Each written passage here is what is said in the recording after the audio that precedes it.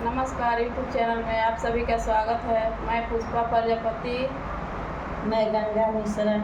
हम लोग लाचारी गीत गाने जा रहे हैं, आप लोग ज़रूर सुनिएगा और चैनल पर नए हैं तो लाइक और सब्सक्राइब कर लीजिएगा। धन्यवाद। ऊपरा बिजुलिया नीचवा गलिया न हो, नीचवा गलिया न हो, कैसे झारी घर गानावा।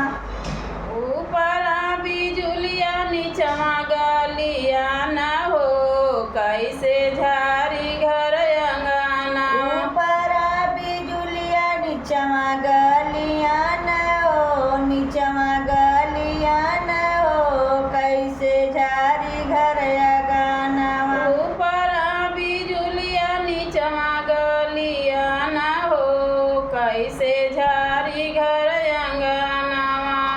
ओई रे अंगनावा में सासू जी ससुर जी खड़ा बान। ओई रे अंगनावा में ससुर जी खड़ा बान। ओई रे अंगनावा में ससुर जी खड़ा बान। ओई रे अंगनावा में ससुर जी खड़ा बान। घुघुटा करत दिनवा बीतल हो, दिनवा बीतल हो, कैसे झारी घर गानावा। घुघुटा करत दिनवा बीतल हो, कैसे झारी घर अंगनावा। घुघुटा करत दिनवा बीतल हो, दिनवा बीतल हो, कैसे झारी घर गानावा। घुघुटा करत दिनवा बीतल हो, दिनवा बीतल हो, कैसे झारी घर अंगनावा। ऊपरा बिजुलिया नीचवा गलिया न हो, नीचवा गलिया न हो, कैसे झारी घर गानावा। ऊपरा बिजुलिया नीचवा गलिया न हो, नीचवा गलिया न हो, कैसे झारी घर अंगनावा। ओई रे अंगनावा में भसुर जी के खटिया। ओही रे अंगनावा में भसुर जी के खटिया। ओई रे अंगनावा में भसुर जी के खटिया। ओही रे अंगनावा में भसुर जी के खटिया। रहिया बरावत दिनवा बीतल हो, दिनवा बीतल हो, कैसे झारी घर गानावा।